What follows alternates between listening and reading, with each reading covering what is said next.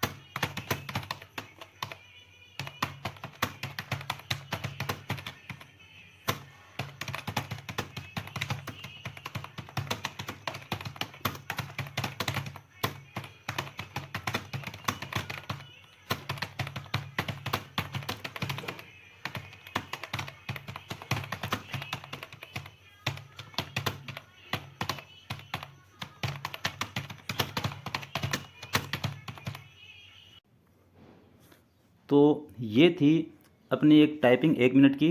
तो उसमें अपने पास जो रिज़ल्ट निकल के आया उस रिज़ल्ट पे गौर करना।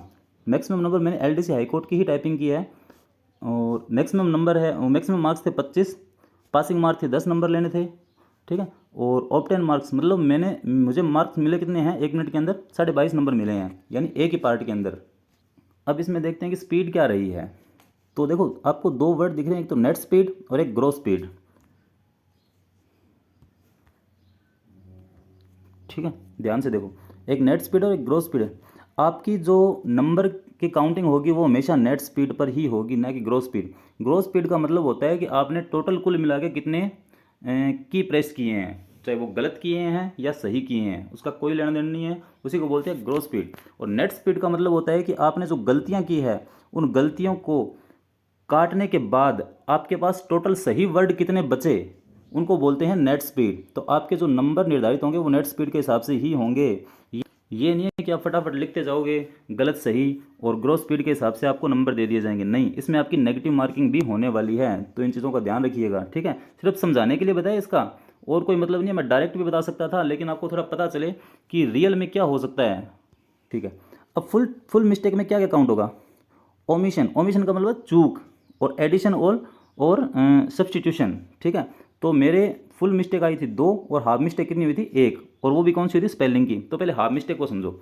हाफ मिस्टेक का मतलब स्पेसिंग, अगर आपने एक स्पेस ज़्यादा दे दिया, या जहाँ पे स्पेस देना था वहाँ पे नहीं दिया, ठीक है, और या डबल या ट्रिपल स्पेस हो गए, तो वहाँ पे आपकी पूरी मिस्टेक नहीं गिनी जाएगी। अब जब भी प्रैक्टिस करो तो अगर एक आधा स्पेस रह जाए तो कोई दिक्कत नहीं है, फटाफट वहाँ पे ध्यान मत देना। ठीक है, इन चीज़ों को दिमाग में डाल लेना कि जहाँ पे स्पेस दे रहे हैं हम, वहाँ पे हमें रुकना नहीं है कोई भी कीमत पर। राइट। और नेक्स्ट क्या है, कैपिटलाइजेशन। कैपिटलाइजेशन का मतलब है कि आपने छोटा ए लिखना था वहाँ पे बड़ा लिख दिया, तो या कैपिटल सी की जगह आपने स्मॉल सी लिख दिया। ठीक है, अगर इस टाइप की कंडीशन कर रहे हो तो वहाँ पर भी घबराना मत कि हमें तो किया, तो हो सकता है हमारा वर्ड गलत हो गया। गलत नहीं हुआ, चलने देना है फटाफट फटाफट, वो आपकी हाफ मिस्टेक ही है, फुल मिस्टेक नहीं है। राइट। तीसरा है स्पेलिंग। अब सर स्पेलिंग का क्या सिस्टम होता है। स्पेलिंग का सिस्टम ये होता है कि ये नहीं है कि जैसे मान लो आपको एक स्पेलिंग लिखनी है कि HOUR, ठीक है, तो आप स्पेलिंग मिस्टेक हर टाइप की मिस्टेक ही होती है। तो अगर आपने स्पेलिंग मिस्टेक ऐसे कर दी, HOTR कर दिया, तो ये आपकी फुल मिस्टेक हो जाएगी। हाफ मिस्टेक कब होगी सर, फिर हाफ मिस्टेक होगी कि आप इस HOUR को ऐसे लिखोगे HUOR, यानी आप इसके जो लेटर है ना वो आगे पीछे कर दोगे, इसको इधर ले गए, इसको इधर लिख दिया, आर को पहले पहले लिख दिया, एच को बाद में लिख दिया, या और एच आपस में एक्सचेंज हो गए, तो ऐसी कंडीशन के अंदर आपकी हाफ मिस्टेक ही काउंट होने वाली है 90। क्योंकि मैंने इस चीज़ के ऊपर काफ़ी रिसर्च किया है, ऐसा कहीं पर भी नोटिस में नहीं लिखा हुआ। अब सर आपको कैसे पता कि जब नोटिस में नहीं लिखा तो ऐसा क्यों होगा? देखो उसके दो रीज़न हैं। एक तो टाइपिंग टेस्ट एलडीसी की होती है RSMSSB, ठीक है, और एक टाइपिंग टेस्ट होती है अपने हाई कोर्ट वाली, HC शॉर्ट में लगा रहा हूँ, हाई कोर्ट वाली, ठीक है।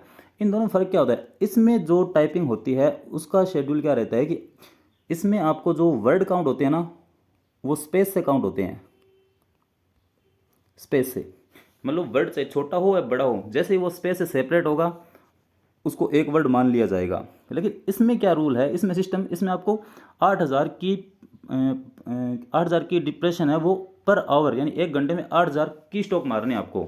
जब जहाँ पे बात की स्ट्रोक की आती है ना तो वहाँ पे एक वर्ड होता है, यानी 1 वर्ड इज इक्वल टू 5 की स्ट्रोक, ठीक है, यानी एक वर्ड 5 की स्ट्रोक का माना जाएगा।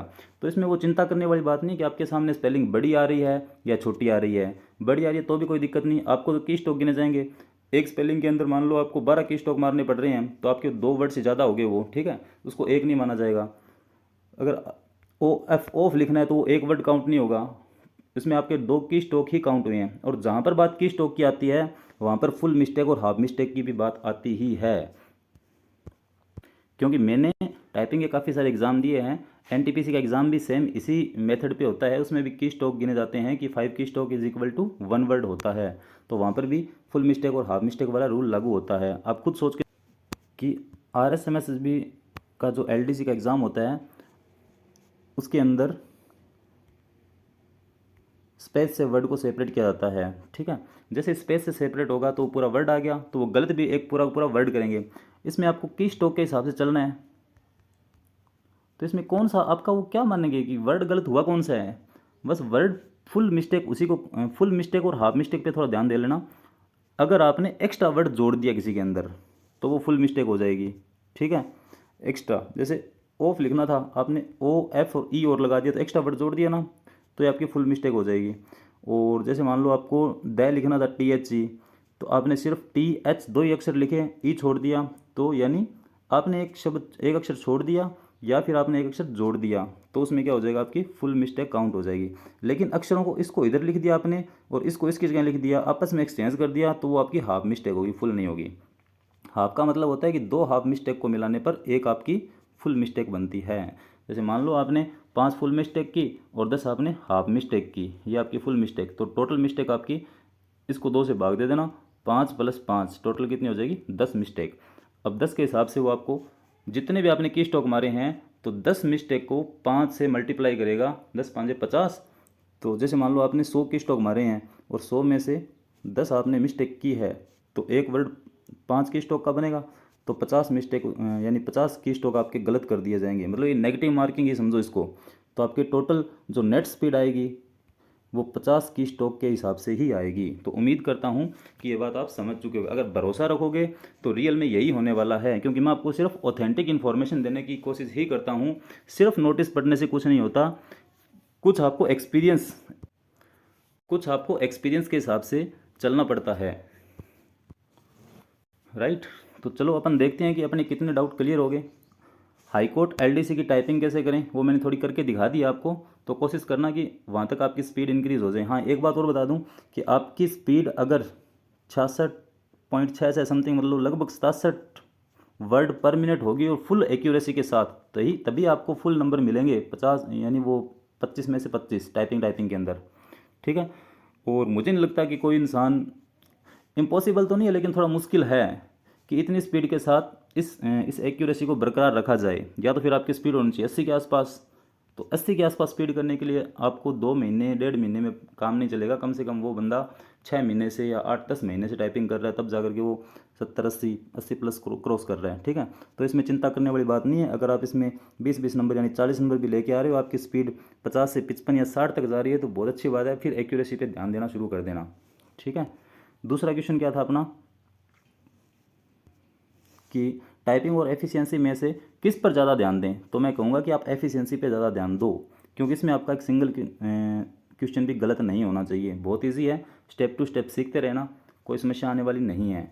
टाइपिंग करो ज़रूर, लेकिन सारा फोकस टाइपिंग पे दे के टेंशन में मत रहो कि मेरी स्पीड नहीं बढ़ रही, स्पीड नहीं बढ़ रही।